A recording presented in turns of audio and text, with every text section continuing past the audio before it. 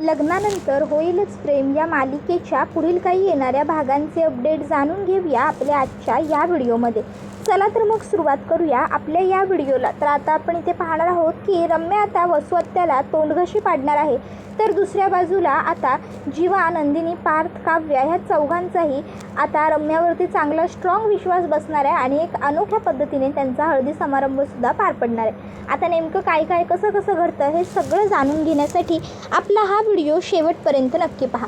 तर आता जीवा आणि पार्थ हे दोघंजणं पत्रिका आणायला गेलेले असतात. मालिनी काकू आणि विक्रम काका हे डेकोरेशन वगैरेची सगळी ऑर्डर द्यायला गेलेले असतात हळदी समारंभासाठी. तर आता घरामध्ये फक्त वसुहत्या, रम्या आणि नंदिनी, काव्या आणि आशा असते. आता आशा तर तिच्या कामांमध्ये व्यस्त असते. वसुहत्या आशाला स्वयंपाकात जरा मदत करायला खाली किचनमध्ये गेलेली असते. त्याचवेळी रम्या आता नंदिनी आणि काव्याकडे येते आणि ती आता त्या दोघींना म्हणत असते, नंदिनी, काव्या, अगं आता आज तुमची हळद आहे. मी काय म्हणते, एक काम करूया, आपण ना तुमचा छान फेशियल करूया आणि तुमचं मेनिक्युअर, पेडिक्युअर, त्याचबरोबर अजून तुमचं म्हणजे आयब्रो वगैरे जे काही असेल ना ते सगळं मी करून देते. म्हणजे कसं तुम्हाला ना जरा छान वाटेल आणि तुमचा चेहरासुद्धा मस्त टवटवीत दिसेल. फेशियल केल्याच्यानंतर बघताना फ्लेशरनंतर चेहरा किती ग्लो करतो ते म्हणून म्हणते. त्याबरोबर लगेचच आता त्या दोघी एकीमेकीकडे बघू लागतात. रम्या म्हणते, अगं खरंच छान दिसतो चेहरा आणि मी तर ना अगदी उत्तम करून देते. तुम्ही हवं तर आपल्या श्रेयाला विचारा ना.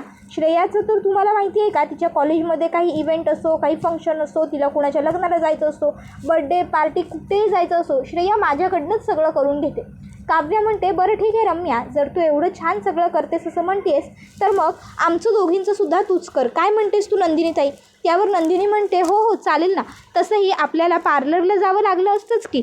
मग जर रम्याला सगळं करता येत असेल तर मग आपल्याला पार्लरला जायची काय गरज आहे? त्यावर काव्या म्हणते, हो ना, तसंही उगाचच्या उगाच बाहेर जा उन्हातानाचं, त्यापेक्षा घरचे घरी सगळं पटापट होऊन जाईल. रम्या, पण नक्की तू छान करशील ना गं सगळं? रम्या म्हणते, हो. काव्य म्हणते, बरं ठीक आहे, मग चल सुरुवात कर. मग काय, रम्या पहिली तर त्यांच्या फेसची छान मसाज वगैरे करून देते. त्यानंतर मग आता नंदिनी आणि काव्याचं ते फोरहेड वगैरे करते, त्यांचं आयब्रो करते. त्याच्यानंतर मग त्यांना म्हणते की आता मी तुमच्या चेहऱ्यावरती फेस मास्क लावते, त्याच्यानंतर तुम्ही जरा वेळ झोपा. फेस मास्क चेहऱ्यावरती असेल तर कसं तुम्हाला जरा बरं वाटेल आणि तुमची जी काही डल स्किन आहे, डस्ट पार्टिकल वगैरे असतील ते सगळे निघून जातील.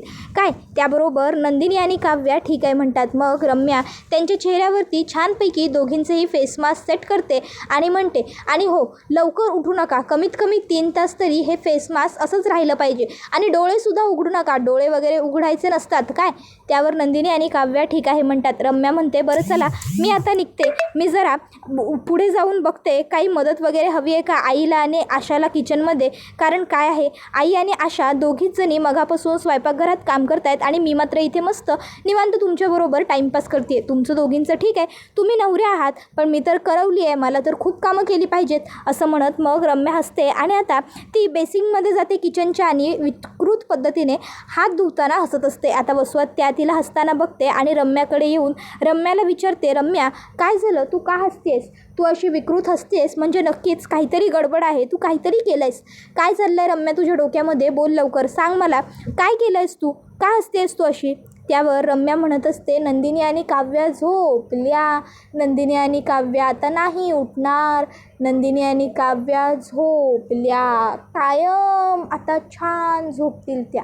गाढ झोप लागली आहे ना खूप त्यांना, गाढ शांत झोपल्या आहेत. वाव, शांत शांत, त्यांना कसं शांत वाटतंय हो ना, असं म्हणत रम्या विकृत पद्धतीने हसते. वसुहत्या म्हणते, रम्या तू काय केलं आहेस? रम्या काय केलं आहेस तू त्या दोघींबरोबर? रम्या बोल. रम्या म्हणते, गप. त्याबरोबर वसुहत्या रम्याला घाबरते आणि धावतच ती आता नंदिनीच्या रूममध्ये येते.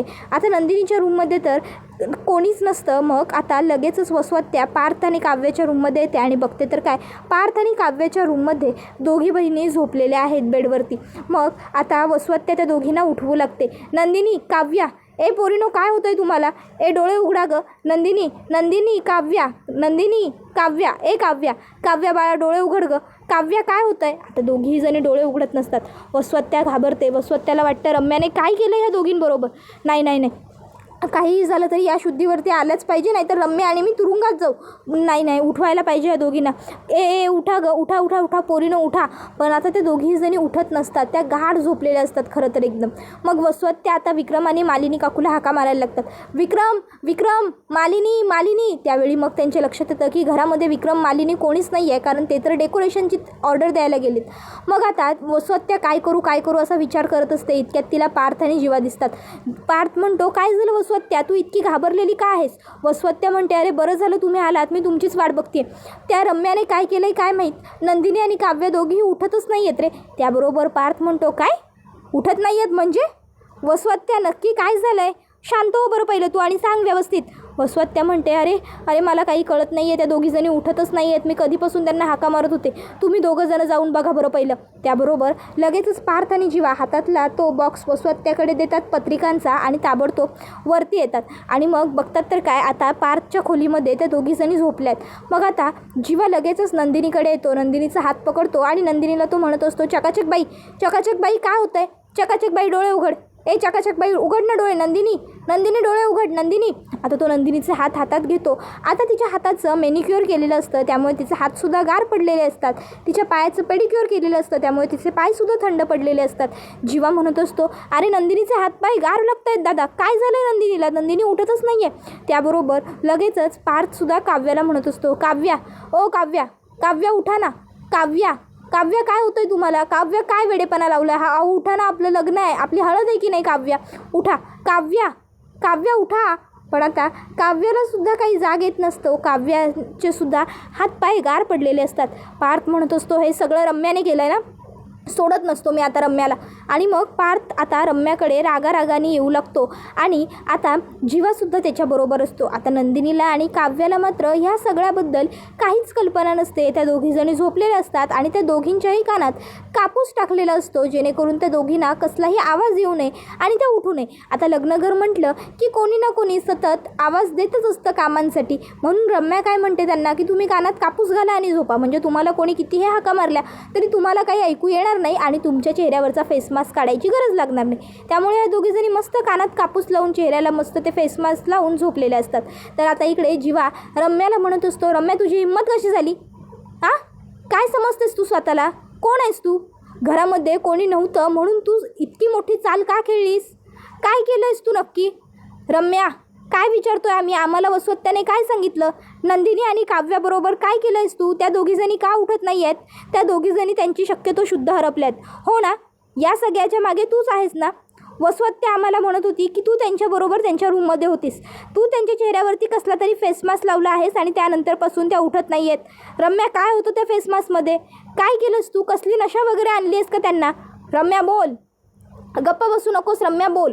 अगं मला वाटलं होतं तू खरोखर सुधारली आहेस, पण नाही, खरंच तू ना कुत्र्याच्या शेपटीप्रमाणे आहेस, वाकडी ती वाकडी, सरळ होणं शक्यच नाही आहे. नंदिनी मला म्हणत होती जाऊ द्या जीवा, ती बिचारी रम्या जर सुधारली असेल तर आपण तिला स्वीकारायला हवं, तिला एक संधी वगैरे द्यायला हवी, आणि त्याच नंदिनीच्या बरोबर चुकीचं वागण्याची तुझी हिंमत कशी काय झाली? काय केलंस तू माझ्या नंदिनीबरोबर? रम्या जर नंदिनी शुद्धीवर नाही आली आणि तिला काही झालं ना तर मी सोडणार नाही तुला लक्षात ठेव, विसरू नकोस तू हे. त्याबरोबर पार्थसुद्धा म्हणतो आणि काव्याचं सुद्धा सेम आहे. एक गोष्ट लक्षात ठेव रम्या, काव्याच्या केसाला जरी धक्का लागला ना तरी मी सोडणार नाही आहे तुला, कळलं ना? काय केलंस तू त्यांच्याबरोबर? नाही खरं तर ना चूक आमचीच आहे, आम्ही तुला आमच्यात घ्यायलाच नाही पाहिजे होतं. आम्हाला वाटलं की आता सुधारल्याचे नाटकं करत असशील, पण आम्हाला आमच्या बायकांनी समजून सांगितलं की जाऊ देत, खरोखर तू सुधारली आहेस. आम्ही उगाच त्यांच्यावर विश्वास ठेवला, आम्ही ना त्यांच्यावरती विश्वास ठेवून खूप मोठी चूक केली. आम्ही तुला आमच्यात घेतलं, हा आमचा गुन्हाच ठरला. तू आमच्या बायकांच्या जीवावर उठशील हे जर आम्हाला आधीपासूनच माहीत असतं ना तर मुळात आम्ही कधी तुला माफ केलंच नसतं. पण खरं तर नंदिनी आणि काव्याची चूक आहे या सगळ्यात. त्यांनीच आम्हाला दोघांना सांगितलं की तुला माफ करा, म्हणून आम्ही तुला माफ केलं, नाहीतर आमच्या मनात तर तुला माफ करण्याचा विचारसुद्धा येऊ शकत नाही. नंदिनी काव्याला जर काही झालं ना रम्या तर आम्ही तुला सोडणार नाही होता. त्याबरोबर रम्या म्हणू लागते, पार्थ जीवा अरे शांत व्हा, काय चाललंय तुम्हा दोघांचं आणि कसले आरोप करताय तुम्ही दोघं जरा माझ्यावर? काय केलंय मी त्या दोघीला? बेशुद्ध केलंय मी त्यांना असं म्हणणं आहे तुमचं? अरे कशासाठी? का करेन मी त्यांना बेशुद्ध? मी काही बेशुद्ध वगैरे केलेलं नाही आहे त्यांना, मी का खोटं बोलू? अरे मी तर कधीपासून किचनमध्ये आशाला मदत करते स्वयंपाकासाठी.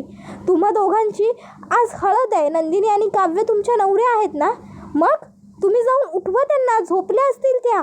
त्याबरोबर त्या ठिकाणी आता हा सगळा आरडाओरडा ऐकून नंदिनी आणि काव्या लगेचच चेहऱ्याचं फेस मास्क काढतात आणि खाली येतात.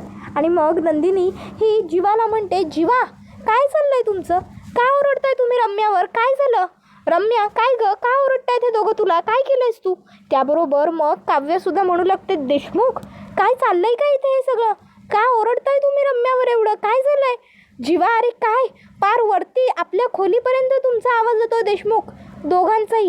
काय चाललंय? काय झालंय? रम्या आणि अगं तू अशी रडतीयस का? बोल ना काहीतरी. मग ती म्हणते की मी तुम्हा दोघींना बेशुद्ध केलं होतं असं यांचं म्हणणं आहे, मी तुमच्या जीवावर उठली असं यांना वाटते. त्याबरोबर मग लगेचच काव्या म्हणते, देशमुख कोण बोललं तुम्हाला हे सगळं? अहो असं काहीही नाही आहे, उलट आमच्या दोघींच्याही चेहऱ्यावरती छान ग्लो यावा, आम्ही दोघींनीही आमच्या हळदीमध्ये लग्नामध्ये छान उठून दिसावं, खुलून दिसावं ना, यासाठी रम्याने आम्हा दोघींच्याही चेहऱ्याचं मसाज केलं होतं आणि आमच्या चेहऱ्यावरती फेस मास्क लावले होते. आणि चेहऱ्याचं एवढं छान तिने मसाज केलं, छान क्लीनअप मारलं, आयब्रो केलं, फोरहेड केलं, त्याच्यानंतर ते फेस मास्क लावलं. मग आम्हाला शांत आणि गाढ झोप लागली होती. पार्थ म्हणतो, मग तुमचे हातपाय थंड का पडले होते? त्याबरोबर नंदिनी म्हणत असते, अहो कारण आमच्या हातांचं रम्याने मेनिक्युअर पेडिक्युअरसुद्धा केलं होतं. हातापायांचं मेनिक्युअर पेडिक्युअर केलं, त्याला छान बर्फाच्या पाण्यात ठेवलं, थंड त्या हातापायांना केल्यावर मग ते हातपाय थंड नाही लागणार तर काय गरम लागणार होते का तुम्हाला जीवा आणि पार्थ? का उगाचच्या उगाच तुम्ही त्या रम्याला एवढं बोललात? त्या बिचारीने काहीही चुकीचं किंवा वाईट काम केलेलं नाही आहे. उलट तिने तर आम्हाला बरं वाटावं, आमचा चेहरा छान टवटवीत दिसावा, ग्लो करावा, ह्यासाठी मस्त आम्हाला ट्रीटमेंट करून दिली. आणि मग आम्हाला तिने सांगितलं की कानात कापूस घाला, लगीन घर आहे, सारखं कामं करण्यासाठी कोण ना कोणतरी हाका मारत राहील, मग तुम्ही उठाल आणि तुमचा फेस मास्क काढाल, 3 तास तरी हा मास्क ठेवावा लागतो, म्हणून आम्ही कापूस कानात घालून झोपलो होतो, म्हणून आम्हाला तुमचा आवाज आला नाही, समजलं का? त्याबरोबर लगेचच आता इकडे रम्या म्हणते, जाऊ द्या नंदिनी आणि काव्या, जाऊ द्या. अगं नका ओरडू तुम्ही त्या दोघांना. नाही, इट्स ओके.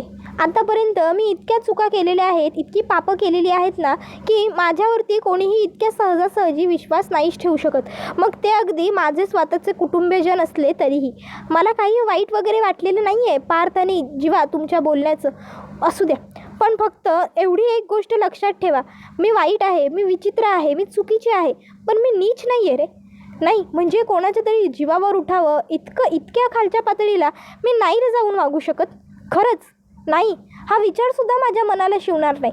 आणि सगळ्यात महत्त्वाचं म्हणजे मी आता ठरवलं आहे ना की मी जे काही माझ्या समोर असेल त्याला सामोरी जाणार आहे म्हणून. मग मी का करेन हे सगळं?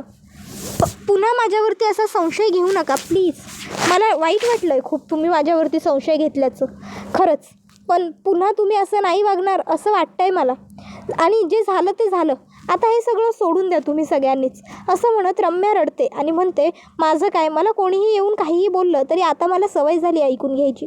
त्यावर नंदिनी म्हणते, रम्या जाऊ देत ग, तू रडू नकोस, शांत हो. खरंच त्यांचा चुकून गैरसमज झाला आहे, गैरसमजातनं घडलं हे सगळं.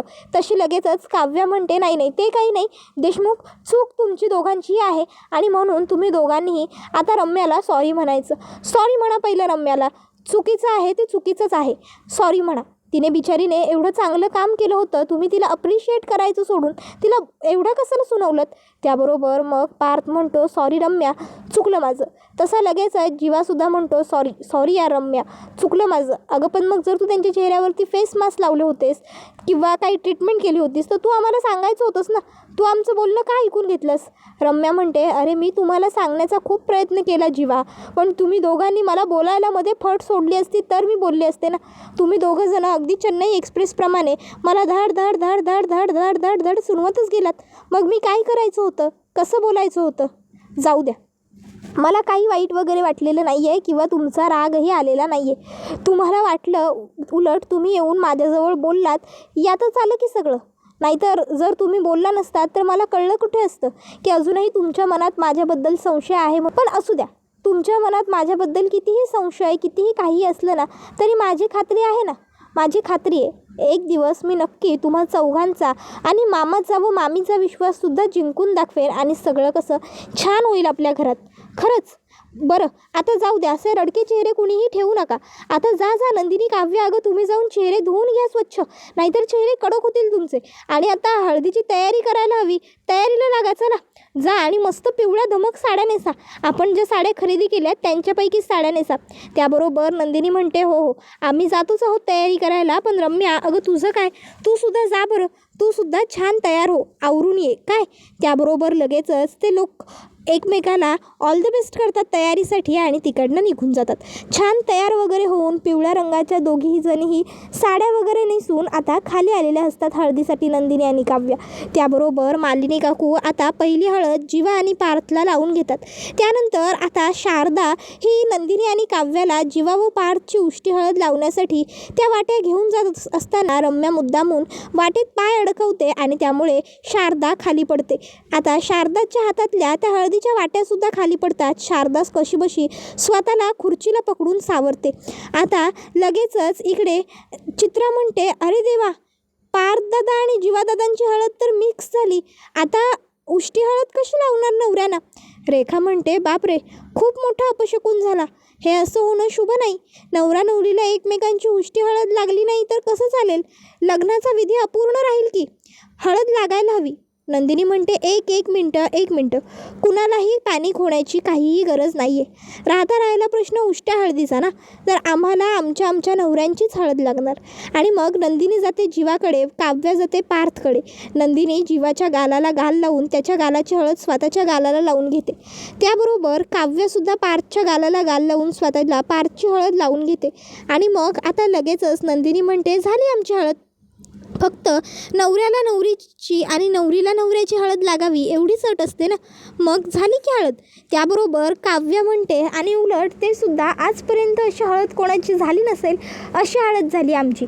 आजपर्यंत कुठल्याच कपलने एवढ्या पूर्ण फॅमिलीसमोर एकमेकाच्या गालाला गाल लावले नसतील, पण आम्ही आज तुम्हा सगळ्यांच्या समोर आमचे गाल एकमेकांच्या गालाला लावलेत आणि उलट आमचं प्रेमसुद्धा तुमच्या सगळ्यांच्या समोर त्यामुळे आम्ही दाखवले. काय बरोबर ना. कशी वाटली तुम्हाला मग सगळ्यांना आमची हळद लावण्याची स्टाईल, देशमुख स्पेशल हळद काय. त्याबरोबर मालिनी काकू म्हणतात, नाही, विक्रम म्हणतात ना की माझ्या सुनासुद्धा माझ्यासारख्या आहेत, त्यात काहीही गैर किंवा खोटं किंवा चुकीचं नाही आहे. आजपर्यंत उगाच मी देशमुखांना दोष द्यायचे पण नाही. मोहितेंच्या मुलीसुद्धा अगदी देशमुखांच्या सारख्याच आहेत. माझी दोन्ही मुलं आणि माझ्या दोन्ही सुना अगदी सारख्याला वारखे आहेत, असं मालिनी काकू म्हणतात आणि मोठमोठ्याने हसतात. त्याबरोबर लगेचच आता जीवा म्हणतो, आई अगं पुढे हळद लाव ना. त्याबरोबर मालिनी काकू म्हणतात, हो रे बाबा हो. मग मालिनी काकू आता आशाला म्हणतात, आशा, मुहूर्ताची उष्टी हळद जेवढी लागायला हवी तेवढी तर लागून झाली आहे यांची एकमेकांना, पण आता दुसरं हळदीचं बाऊल तयार करून आण, हळद खेळायला सुद्धा हवी आहे ना. मग हळद खेळण्यासाठी आशा दुसरी हळद बनवून आणते आणि सगळेजण आनंदाने हळद खेळू लागतात. आता रम्याला तर खरं तर हे सगळं अजिबातच आवडत नसतं, पण खोटं चांगलं वागण्याशिवाय तिच्याकडे पर्याय नसतो आणि त्यामुळे ती मुद्दामून किती खुश आहे हे दाखवण्यासाठी हळद खेळायला लागते. त्याबरोबर हा व्हिडिओ इथेच संपतो. व्हिडिओ आवडला असेल तर व्हिडिओला लाईक करा, चॅनलवर नवीन असाल तर चॅनलला सबस्क्राईब करा आणि बेल आयकॉन आठवणीने प्रेस करा, जेणेकरून तुम्हाला पुढच्या प्रत्येक व्हिडिओचं नोटिफिकेशन मिळत जाईल आणि सर्व व्हिडिओंचा आनंद हा अगदी उत्तम पद्धतीने घेता येईल. चला तर मग प्रेक्षकांनो, आजच्या पुरतं इथेच थांबूया. पुढचा व्हिडिओ येईपर्यंत या व्हिडिओचा छान पद्धतीने आनंद घेत राहा. लग्नानंतर होईलच प्रेम ही मालिका तुम्हाला कशी वाटते हे आम्हाला कमेंटमध्ये नक्कीच सांगा. टाटा, बाय बाय, धन्यवाद, take care all of you.